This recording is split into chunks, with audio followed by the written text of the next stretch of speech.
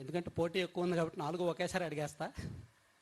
First, actually మీ మీద attack 2022 December నెలలో జరిగింది అనుకుంటా. ఆ అటాక్ జరిగిన 15 రోజుల్లోనే మీరు సెంట్రల్ హోమ్ మినిస్టర్ గారిని కలిశారు. ఆ తర్వాత ఇమీడియట్గా మీరు Y+ కేటగిరీ తెచ్చుకున్నారు. అది జరిగిన 6 లేదా 7 నెలల్లో పార్టీ పెట్టారు. ఆ పార్టీ పెట్టిన 4 నెలల్లోనే తెలంగాణ ఎన్నికల్లో పోటీ చేశారు. సో ఇంత స్పీడ్గా ఇవన్నీ ఎలా జరిగాయి? ఏమైనా ప్రీ ప్లాన్ ఉందా? అంటే ఈ అటాక్ వెనక కానీ, లేదంటే పార్టీ పెట్టడం వెనక, Y+ రావడం వెనక, ఇదంతా ఏమైనా ప్లాన్ ఉందా? అసలు ఏం జరిగింది?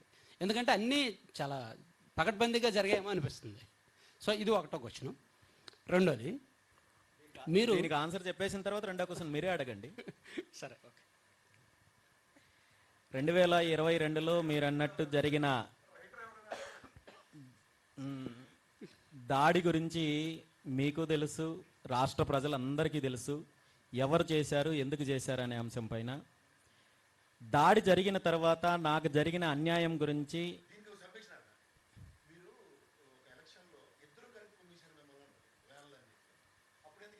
టు బి ఫ్రాంక్, ఆ దాడి జరిగిన తర్వాతనే మీరు చాలా మందికి తెలిసారు.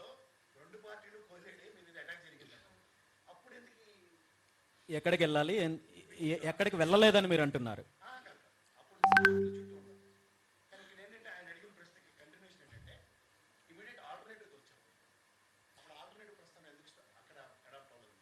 అప్పటికే పార్టీ లాంచ్ అయింది, అప్పటికే పార్టీ తరపునే నేను పోటీ చేస్తున్నాను. పార్టీ ఎస్టాబ్లిష్ అయిందన్న.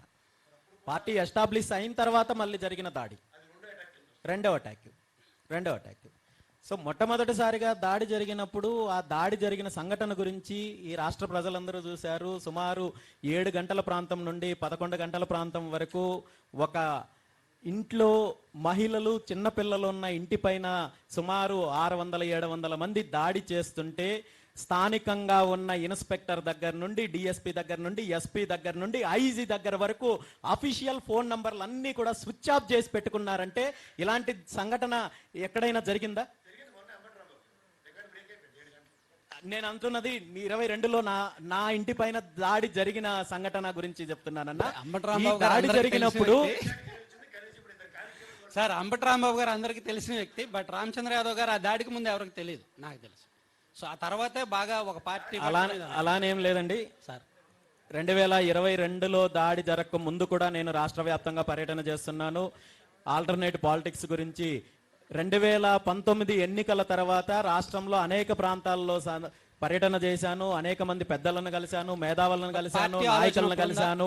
బయట ఎక్కడా రాకపోయినప్పటికీ కూడా బయట చిన్న చితక ప్రోగ్రామ్స్ లో పార్టీ పెట్టాలనే ఆలోచన అప్పటికే ఉందా సార్? ఖచ్చితంగా దాడి జరగక ముందు ఖచ్చితంగా ఉంది. దానికి ఏర్పాట్లన్నీ జరుగుతున్న సందర్భంలో ఈ స్థానికంగా అక్కడున్న సమస్యల పైన పోరాటం చేస్తుంటే అక్కడ జరిగిన ఆ దాడి జరిగిన తర్వాత కేంద్ర ప్రభుత్వానికి ఉన్న ఇంటెలిజెన్స్ రిపోర్ట్స్ ప్రకారము కేంద్ర హోంశాఖ మంత్రి అమిత్ షా గారిని కలిసినప్పుడు అప్పటికే ఆయనకి పూర్తి స్థాయి రిపోర్ట్స్ ఉన్నాయి కాబట్టి, నాకు నా కుటుంబానికి ప్రాణహాని ఉంది కాబట్టి నాకు సెక్యూరిటీ ఇవ్వడం జరిగింది తప్ప ఇందులో ప్రత్యేకంగా నా మీద ప్రేమనో ఇంకోటనో కాదు. ఈ దేశంలో నాకు ఒక్కడికి మాత్రమే సెక్యూరిటీ ఇవ్వడం లేదు. కేంద్ర ప్రభుత్వము ఈ దేశంలో ఉన్న చాలా మంది ప్రతిపక్ష నాయకులకు సెక్యూరిటీ ఇస్తోంది. అందులో నాకు ఒక్కడికి ఇస్తోంది. దానికి ముందు నుంచే మీరు పార్టీ ఏర్పాట్లు ప్లానింగ్ అది జరుగుతుందంటారు? జరుగుతున్నాయి. ఓకే, ఇంకో క్వశ్చన్ అండి. సో ఇప్పుడు టీడీపీ మీడియాను వైసీపీ బ్యాన్ చేయడంలో అర్థం ఉంది, వైసీపీ అనుకూల మీడియాను టీడీపీ వాళ్ళు బ్యాన్ చేయడంలో అర్థం ఉంది. కానీ మీరు ఒక మూడో ప్రత్యామ్నాయంగా వచ్చి పర్టికులర్ ఒక సెక్షన్ మీడియాను బ్యాన్ చేయమని ఈ మధ్య పిలుపునిచ్చినట్టు గుర్తు, 2 పేపర్స్ని. ఎందుకు చెప్పచ్చు మీరు? ఈనాడు, ఆంధ్రజ్యోతిని బ్యాన్ చేయమని పిలుపునిచ్చారు. ఎందుకు అంత అవసరం ఏమొచ్చింది? ఖచ్చితంగా యాక్చువల్లీ సార్ అడిగారు ఇందాక, మీకు మీడియా సపోర్ట్ లేదు, సొంత మీడియా కూడా లేదు, అలాంటప్పుడు మీడియాని బ్యాన్ చేయమని ఎందుకు అడగడం అని. మీరు చరిత్ర తీసుకున్నట్టయితే అనేక సందర్భాల్లో అనేక విధాలుగా ఆంధ్రజ్యోతి, ఈనాడు అనే ఈ 2 పత్రికలు బీసీలకు వ్యతిరేకంగా అనేక రకాలుగా తప్పుడు కథనాలు రాయడం జరిగింది. బీసీ నాయకులకు వ్యతిరేకంగా తప్పుడు కథనాలు రాయడం జరిగింది. బీసీల యొక్క పథకాల పైన తప్పుడు కథనాలు రాయడం జరిగింది. అందులో భాగంగా వీళ్ళు బీసీ రక్షణ చట్టం గురించి కానీ మరొక రకంగా కానీ ఈ మధ్య కాలంలో బీసీ నాయకుల పైన కావచ్చు, చివరికి అధికార పార్టీలో ఉన్న బీసీ నాయకుల పైన కూడా అనేక రకాలుగా తప్పుడు ప్రచారాలు, తప్పుడు కథనాలు ప్రచురిస్తుంటే దానికి నిరసనగా భవిష్యత్తులో మళ్ళీ బీసీల పైన ఇలాంటి కుట్రలు జరగకూడదు అంటే ఇలాంటి నీచమైన పత్రికలు, ఇలాంటి నీచమైన రాతలు రాసే వాళ్ళని బహిష్కరించాలని చెప్పి బీసీ సమాజానికి పిలుపునిచ్చడం తప్ప ఏ పత్రిక పైన, ఏ ఒక్క యాజమాన్యం పైన నాకు వ్యక్తిగతంగా కక్ష కానీ మరొకటి కానీ ఏం లేదు. రామచంద్ర యాదవ్ గారు, ఈ కార్యక్రమానికి నన్ను ఆహ్వానించినందుకు మొట్టమొదటిగా మీకు ధన్యవాదాలు.